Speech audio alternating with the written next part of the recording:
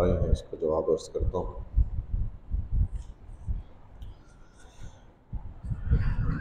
ایک سوال کسی نے یہ کیا ہے کہ شوہر کے انتقال کے بعد بیوی کی عدت کتنے دن کی ہے؟ جب شوہر کا انتقال ہو جائے تو عدت وفات 4 مہینے 10 دن کی ہے۔ شوہر کا حق ہے، حکم شریعت ہے، اسے پورا کرنا چاہیے اور بغیر کسی عذر کے باہر بھی نہیں نکلنا چاہیے۔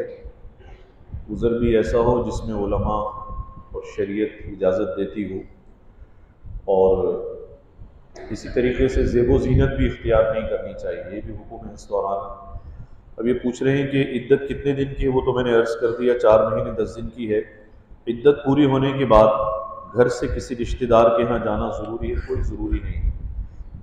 ہمارے یہاں بعض برادریوں میں یہ سلسلہ ہے کہ جب عدت پوری ہوتی ہے تو سارے رشتہ دار سفر کر کے ان کے گھر آتے ہیں، اور پھر وہ یہ سمجھتے ہیں کہ اب اسے عدت سے باہر نکالنا ضروری ہے، تو اسے باہر لے جاتے ہیں۔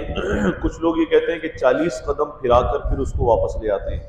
اب یہ سمجھتے ہیں کہ ہم نے عدت ختم کر دی، یا بعض لوگ سمجھتے ہیں کہ کسی رشتہ دار کے گھر لے گئے، اپنے گھر سے پیر باہر آ گیا تو عدت پوری ہو گئی۔ یہ کوئی ضروری نہیں ہے، شرعی ریکوائرمنٹ نہیں ہے، یہ شرعی مطالبہ نہیں ہے۔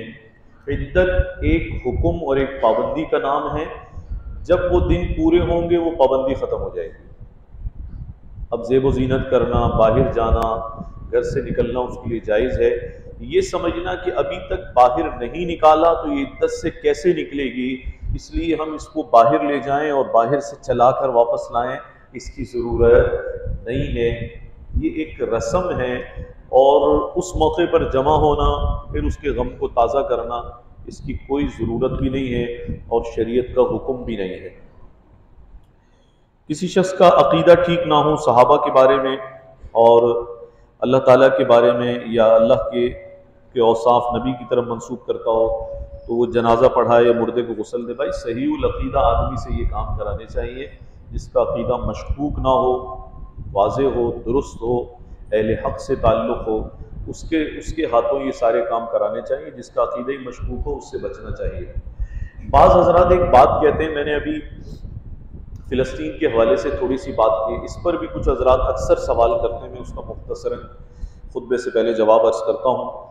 وہ کہتے ہیں کہ اگر ہم چیزوں کا بائیکاٹ کریں گے تو بہت سارے ایسی مصنوعات ہیں، ایسی پروڈکٹس ہیں کہ ان میں ہمارے اپنے مسلمان بھائی کام کرتے ہیں، ملازمت کرتے ہیں، وہ چین بند ہو جائیں گے، وہ ملازمتوں سے فارغ ہو جائیں گے، تو یہ تو مسلمانوں کا نقصان ہو رہا ہے۔ دیکھیے، آپ اگر یہ سمجھتے ہیں کہ میدان جنگ میں جا کر میں ان کا ساتھ دوں تو آپ کی جان خطرے میں ہوگی، جیب سے مال بھیجیں وہاں پر، آپ کی مال کی قربانی ہوگی۔ آپ اللہ کا شکر ادا کیجئے کہ آپ کے گھر پر اور بچوں پر بمباری کی قربانی اللہ نہیں لے رہا اسے۔ کسی درجے کی قربانی تو دینی ہوگی نا، وہ تو دے رہے ہیں بھائی، وہ تو راکٹوں اور گولوں کے آگے اور F-16 کے آگے اور توپ خانوں کے آگے وہ تو قربانی دے رہے ہیں۔ یہ تو قربانی سب سے اعلیٰ قسم کی ہے جو بیچارے وہیں میدان میں دے رہے ہیں۔ اب ہم درجہ بدرجہ پیچھے ہیں، ہم ہزاروں کلومیٹر کے فاصلے پر ہیں، ہماری قربانی جتنا فاصلے پر ہے اس سے کم ہے۔ اب اگر ہم یہ قربانی دینے کے لیے بھی تیار نہ ہو کہ جی میرا روزگار بھی ہلنا نہیں چاہیے، میں ان کی معیشت سے جڑا ہوا ہوں تو میں آخری سانس تک اس سے جڑا رہوں، تو پھر بھائی قربانی کا جذبہ ہی موجود نہیں، کہیں تو قربانی ہم دیں گے نا۔ اس تصور کو جوڑ لینا کہ میرا روزگار ڈسٹرب نہ ہو، خدا کا شکر ادا کیجئے بچوں کے جلے ہوئے لاشیں نہیں اٹھا رہے آپ۔ ارے بھائی، آپ کا بھی مشاہدہ ہوگا، بچے کو بخار بھی ہو جائے نا تو باپ کی بھوک اڑ جاتی ہے، بچوں کے بچوں کو ہو جائے، پوچھیں آپ ذرا کسی سے کیسی محبت ہوتی ہے، وہ کہتا ہے جی میرا نواسا بیمار ہے، بھوک ہی نہیں لگ رہی مجھے۔ اتنا سا غم تو ہم سے سہا نہیں جاتا، وہ بیچارے لاشیں اٹھا رہے ہیں، اللہ اکبر، اور ان کی زبانوں پر کیا ہے، آپ ان کی کلمات اگر عربی میں سن لیں تو آسمان کی طرف دیکھ کر یہ بھی کہہ رہے ہیں یا اللہ ہم راضی ہیں، ہمیں تجھ سے کوئی گلہ نہیں ہے، ہمیں شکوہ نہیں ہے۔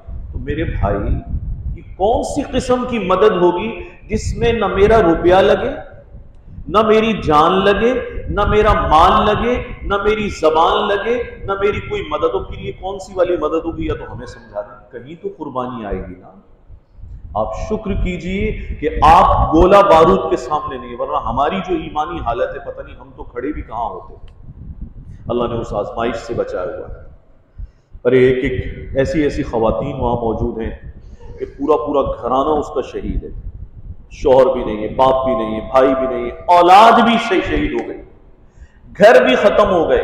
دنیا کی بہترین زراعت فلسطین میں ہے، بہترین زراعت، بہترین زیتون اور کھجور، ساری زراعتیں، ساری فارمنگ ختم ہو گئی۔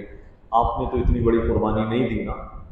یہ دانشور نہ بنے، کم از کم اللہ کو بھی منہ دکھانا ہے کل، کہتے جی میرا روزگار ڈسٹرب نہ ہو، میری جاب آگے پیچھے نہ ہو۔ اگر سب کچھ ایسے ہی چلاتے رہنا ہے تو بھائی پھر وہی قربانی کریں، ہم کیوں قربانی کریں؟ کچھ تو ہمیں کرنا ہوگا۔ میرے منہ کا ٹیسٹ بھی نہ جائے، میری پسند کی بوتل بھی نہ چھوٹے، میں اپنا کولڈ ڈرنک بھی جاری رکھوں، میری پسند کی چین کا پزا بھی میرے گھر آتا رہے، تو بھائی پھر فلسطینیوں کی کون سی والی مدد آپ کرنا چاہتے ہیں؟ ذرا بتا دیجیے۔ پھر کوئی کھانا رہ گیا ہے؟ بتائیے کوئی کھانا رہ گیا ہے؟ پھر ہم نے اپنا ٹیسٹ بھی نہیں چھوڑنا، زبان سے بھی کچھ نہیں کہنا، مال بھی نہیں دینا، حکمرانوں نے بھی نہیں ہلنا، گولہ بارود تو ہم سہنے سے رہے۔ تو پھر آپ میرے عزیز محترم میرے بھائی پھر کون سی والی میٹھی مدد کرنا چاہتے ہیں آپ ان کی؟ کہیں تو کھڑے ہو جائیے، کہیں تو اس کلمے کی لاج رکھ لیجیے، لا الہ الا اللہ محمد رسول اللہ۔ یہ ایمانی رشتہ ہے۔ پیٹ میں پزا بھی وہی جائے، پیپسی بھی پھر کے سیٹ صاحب پیئیں، آپ کا ٹیسٹ بھی خراب نہ ہو، آپ کا جو ماحول ہے وہ بھی ڈسٹرب نہ ہو، آپ کی جاب پہ بھی ذرا سی حرکت نہ آئے، قربانی کون سی دیں گے پھر؟ ایسی تو کوئی قربانی دنیا میں ایجاد ہی نہیں ہوئی ہے۔ ہمارے یہاں یہ باتیں ہو رہی ہیں کہ جی اس کے روزگار میں فرق پڑ جائے گا، یہ ہو جائے گا۔